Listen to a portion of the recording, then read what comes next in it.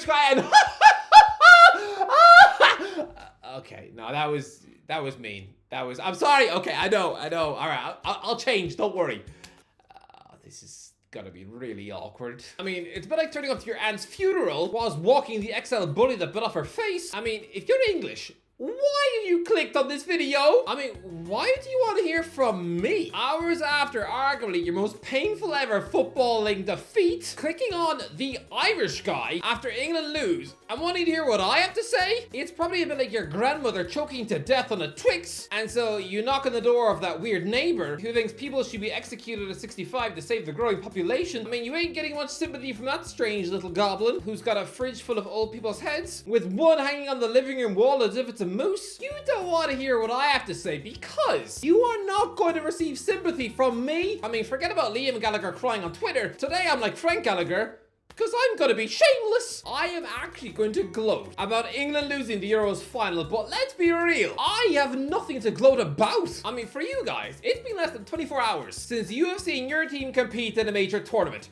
For me, it's been 2,941 days. It was 70,000 hours ago. Over 4 million minutes ago. I've had about 100 haircuts since then. And after a year-long search, we finally given the job to a middle-aged Icelandic dentist. Just begging him to quit Jamaica. Who is he, the fat bloke off Cool Runnings? Didn't he eat too many lollipops and die? So look, I have no leg to stand on today. But oh boy, I actually thought England were going to win it. Look at my tweet! But lads, Spain won the Euros, right? Do you know what's really annoying? This was my prediction for the 2018 World Cup. Spain have recovered from the disaster of 2014. They have a nice blend of youth, experience, strength and depth. I'm gonna say winners. The whole thing. This was my prediction for the World Cup 2022. But lad, in here is the answer to what team is winning the World Cup. But lad, I already know who's gonna win, and it's oh hell no! No, it's Spain, alright? Okay? Spain. Just remember that the Irish guy, yes, he backed Spain to win. And this is my prediction for this. I think Germany are winning the Euros. Why? Every other year, I've said Spain. Literally every other tournament, I back Spain. But when they finally win it, do I back Spain? No. I tipped them to get knocked out by Georgia. Isn't Georgia a woman's name? Oh, I was so... every other year I had the jigsaw puzzles in my brain. I knew Spain were gonna do something and they never did until they did, and I didn't say it then. What happens if England actually wins a major international tournament? It's like trying to imagine what would happen to the world if it was invaded by 10-foot alien teddy bears. I don't know, but I'm scared to find out. Lad, when Ollie Watkins scored against the Dutch, I was scared. And last night, oh boy, that was close. I have never known what the world would look like if England win the thing. But when Cole Palmer bagged in a 20-yard equalizer last night, oh, we got a glimpse.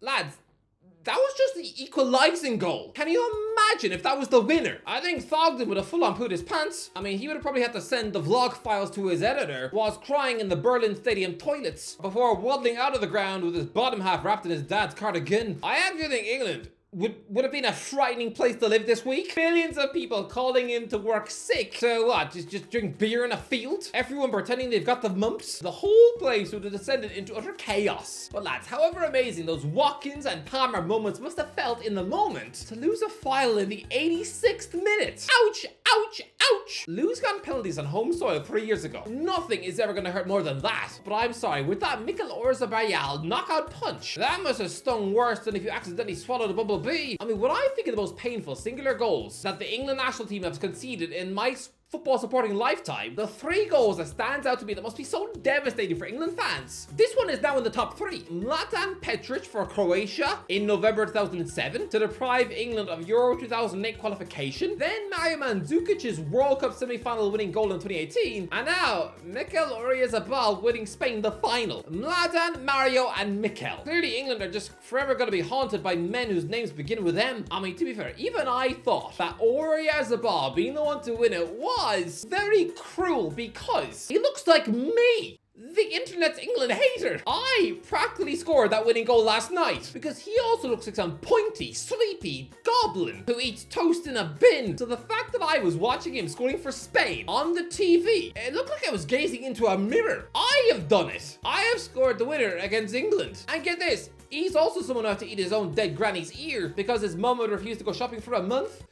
Okay, that might have been a lie. But Oyarzabal is me. The Irish guy's name is Mikel, and he just became a Spanish legend, a matador. To coin a KSI catchphrase, but I'm sorry, I'm him! Lads, Gareth Southgate is not a good manager. Where was Anthony Gordon? I am baffled. I mean, the police should send out a search party looking for him. This man, after a devastating season for Newcastle United on that left wing, he travels to Germany with the squad and is given 1 minute against Slovenia in the group. How is he not being seen since? I mean, is it because he fell off his bike? Is Southgate being instructed by the FA? That we don't want to see someone representing England on the world stage when he looks like his face has been crushed in a blender. I mean, so what if he has cuts on his chin? It's actually insane how Gordon was not given a sniff of action this summer. Why?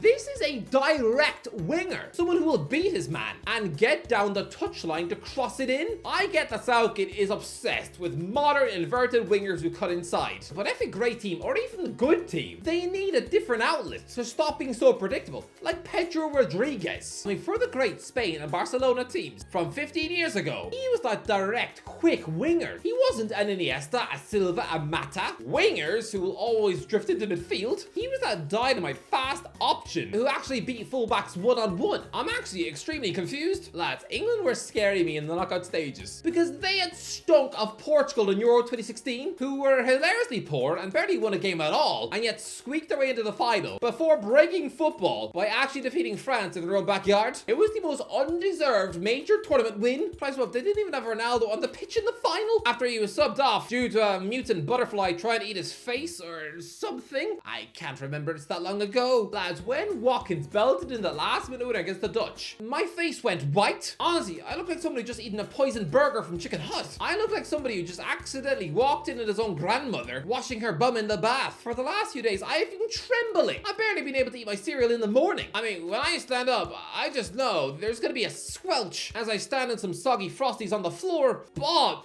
England are not Portugal from 2016. No, they are the Germans from the 2002 World Cup. When a team reaches the final of a major tournament, the history books make them seem like, oh, they must have been a quality side. They finished second. Big up! No, Germany in 2002 were hopeless. Utterly dreadful. Look, that might sound mean, because I know they started that competition with an 8-0 win, but still, their route to the final was Saudi Arabia, Ireland, Cameroon, Paraguay, USA, and South Korea. Don't let the 8-0 start fool you. Their attacking spark was hilariously dull after that, only managing to score once each against Ireland, Paraguay, America, and South Korea, grinding out ugly, boring, dour 1-0 wins. So of course they were going to be eaten by Brazil in the final. If Germany had won that World Cup in 2002, after playing horrible anti-football, if they had actually managed to beat that all-conquering, saucy Brazil side, it wouldn't have been right. Lads, everyone thought that Southgate was lucky to be given a World Cup semi-final against Croatia, right? Yeah.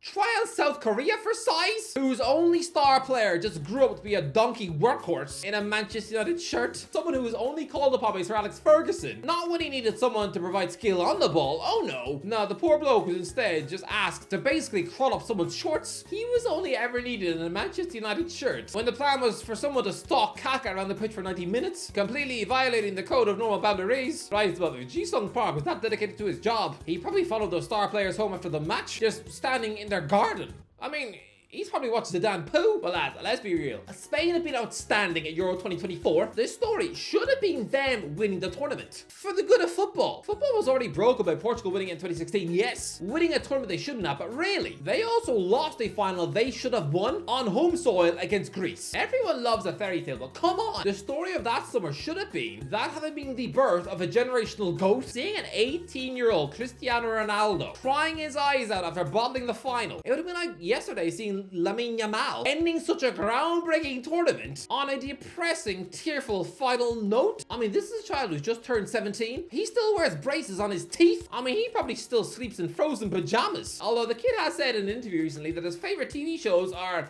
Breaking Bad and baby reindeer.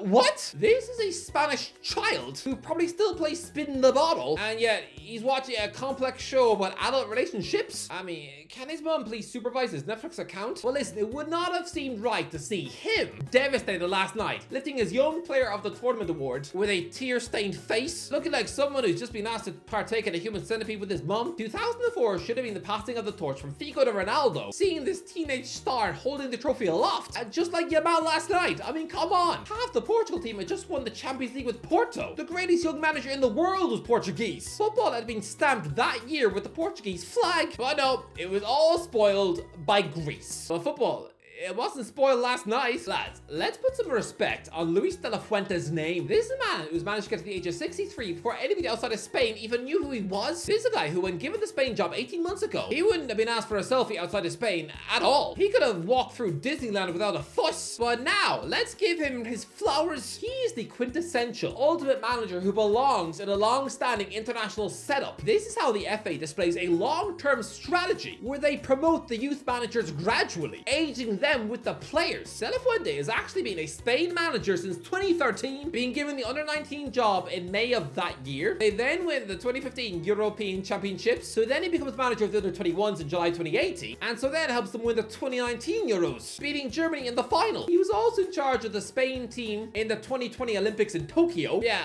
they all got silver medals after only narrowly losing the final in extra time against Brazil. Last night was his third Euros final in total, and his third win. This is how you gradually implement an underage manager into the first team after winning and winning and winning. It's not what the England FA did with Southgate when they promoted him after 3 years of failure with the under-21s. The English FA only chucked him the job out of a desperate necessity and panic. They never had any intention of ever making this man the senior England boss. That was never on the cards when they gave him the under-21s job in 2013. In the same way, every panel on the England FA would probably sooner eat their own dogs for breakfast than ever give Lee Carsley the senior job, despite him winning the Euros with the under-21s. Southgate's time with England under-21s was the opposite to De La Fuente's, because in his only tournament, the 2015 Euros, he guided them to bottom of their group, and then he gets the job. De La Fuente against Southgate last night was good versus evil. Spain winning was proof that every FA needed to have a long-term strategy and molded plan if they want to be successful. Although I say that, but the Ireland FA, 5 years ago, we hired 2 managers at once, giving the senior job to McCarthy, but saying that he would be sacked within 2 years and replaced with Stephen Kenny, the under-21s manager at the time. And then he didn't win a match. To be fair, we might have an Icelandic dentist in charge, but that man, he looked every inch a Dublin postman. Anyway, England have lost. I don't even know what else to say here. This is, it's awkward. I